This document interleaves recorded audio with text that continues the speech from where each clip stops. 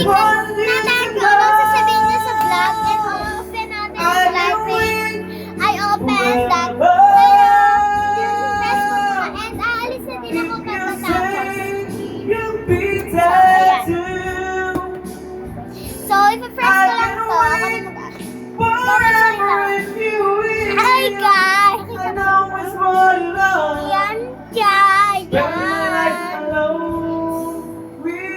Yan guys!